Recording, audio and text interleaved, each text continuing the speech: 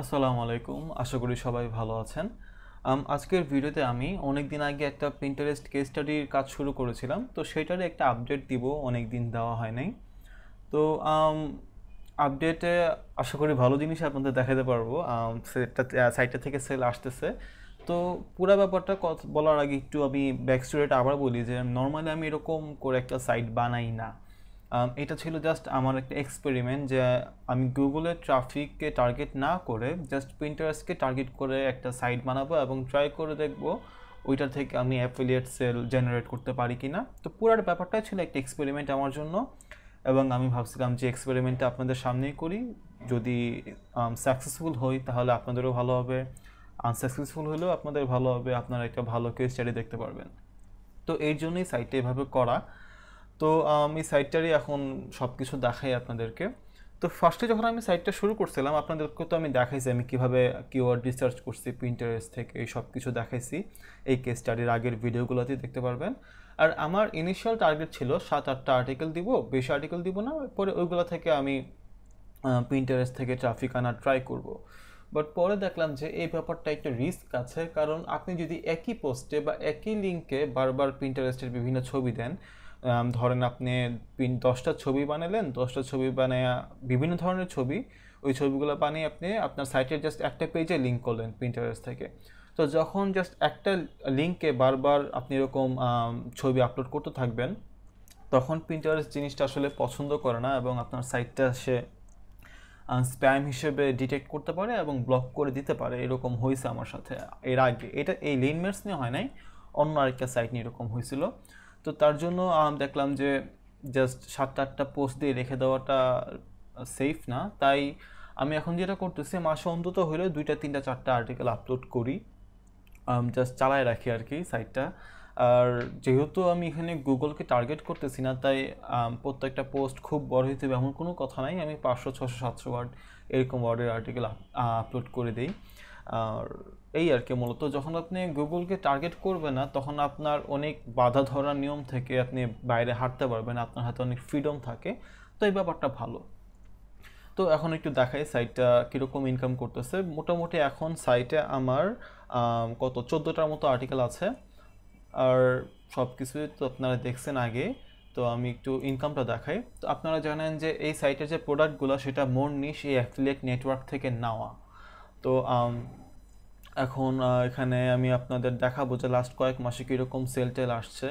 তো ফার্স্টে আমি যদি এপ্রিলে দেখি, এপ্রিলে মেবি কোনো সেল আসে নাই, আমি ঠিক খেয়াল নাই। আমি যদি এপ্রিলেরটা দেখি,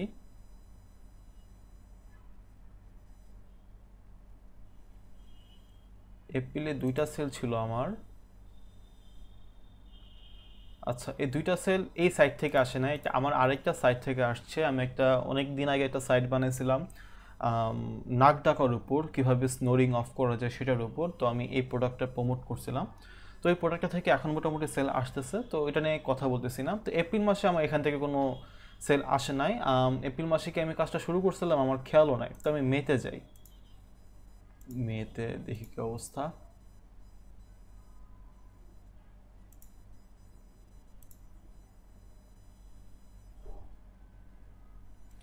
মে মাসে আমার 2টা সেল আসে এই সাইট থেকে। আমি $78.34 কমিশন পাই। সো ভালো। এখন জুনে দেখি কি অবস্থা।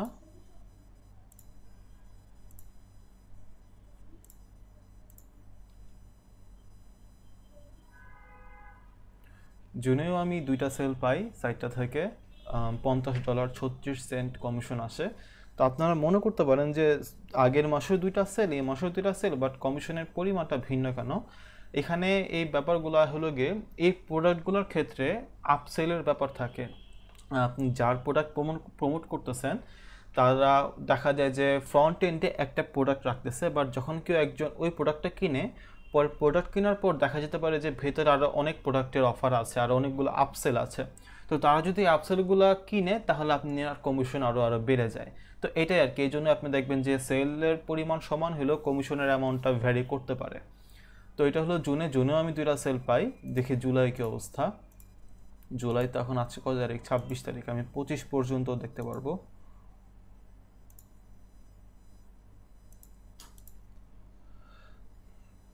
জুলাই আমার এই সাইট থেকে কোনো সেল আসে নাই লিনমেটস থেকে, বাট এই ইয়ার্সনোর থেকে আমার 3টা সেল আসছে, $59.98। তো জুলাই আবার ফেনকো থেকে কোনো সেল আসে নাই। তো এই হলো কি মোটামুটি সাইটের অবস্থা। সাইটটি এরকম করতেছে, আর খুব ভালো করতেছে এরকম বলার কোনো সুযোগ নাই। আবার ব্যাপারটা আপনারা জানেন যে এটা আমার একটা এক্সপেরিমেন্ট ছিল, সো আমি আশা করি না এই সাইটটা খুব ভালো করবে, বাট যা করতেছে তাই আমি প্লিজড। কারণ একটা সাইট দাঁড়া করে ওইখান থেকে মোটামুটি $50-60 আর্ন করতে করতে যদি আপনি একটা ট্রেডিশনাল মেথড ফলো করেন, গুগলে র্যাঙ্ক করার যে মেথডটা, তাহলে মোটামুটি ভাই 7-8 মাস 9 মাস লেগে যায়। এটা আমি দেখছি আমার পার্সোনাল এক্সপিরিয়েন্সে। এই সাইটটার ক্ষেত্রে আমি ফার্স্ট সেল পাই আমার সেকেন্ড মাসে, আমার যদ্দূর খেয়াল আছে সেকেন্ড মাসে আমি ফার্স্ট সেল পাই। তো ব্যাপারটা কিন্তু খুব কুইক, এখানে আপনার গুগলের জন্য কিছু ওয়েট করা লাগতেছে না এবং খুব দ্রুত আপনি একটা রেজাল্ট দেখতে পারবেন যদি আপনি সব কিছু ঠিক মতো করে থাকেন।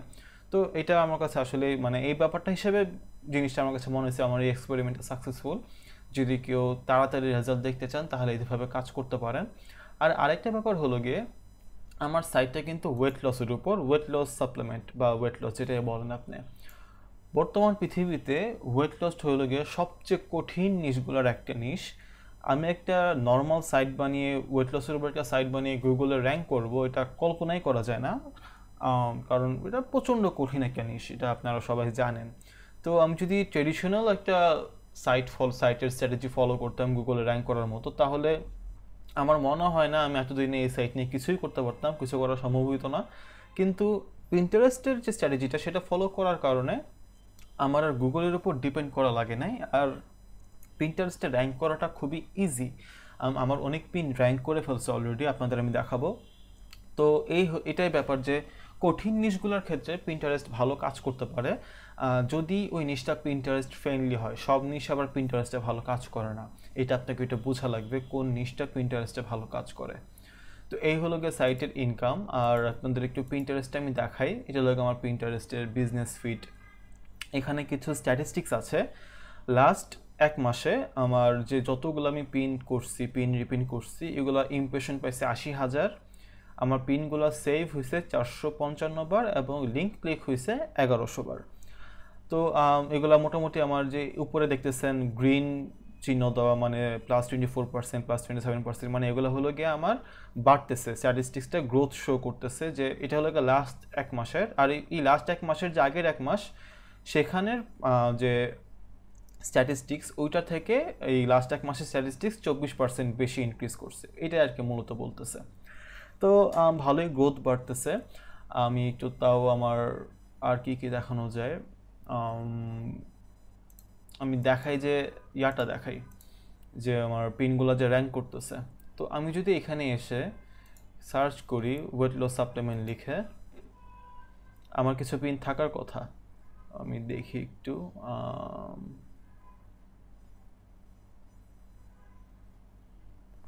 এই যে এইটা আমার একটা পিন, এই পিনটা আমার বেশ ভালো কাজ করছে, এটা আমার বেশ ভালো ভিজিটর এনে দিচ্ছে।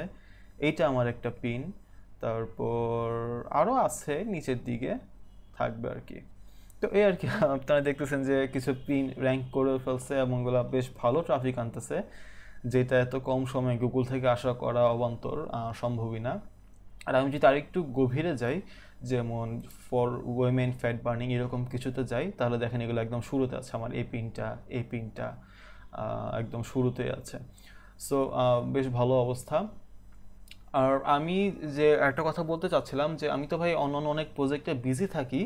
তো এই যে পিন্টারেস্টের কাজটা সেটা আমি আমার এক ছোট ভাইকে দিয়ে করাই, আমার ইউনিভার্সিটির ছোট ভাই, তাকে আমি ট্রেন করাইছি কিভাবে সব পিন বানাতে হয়, কিভাবে ডিজাইন করতে হয়, কিভাবে আপলোড করতে হয়, কিভাবে আপনার অ্যাকাউন্টটা চালাতে হয়, কিভাবে রিপিন করা লাগে, কিভাবে কি করা লাগে, সব কিছু আমি তাদেরকে প্রায় 1-2 মাস ধরে ট্রেন করাইছি এবং সেই বর্তমানে আমার এই অ্যাকাউন্টটা দেখতেছে, সেই চালাচ্ছে এবং সে ভালোই কাজ করতেছে, না হলে তো এগুলো র্যাঙ্ক করতো না এবং আমার স্ট্যাটিস্টিক্সটা গ্রোথ শো করতো না, তাই না?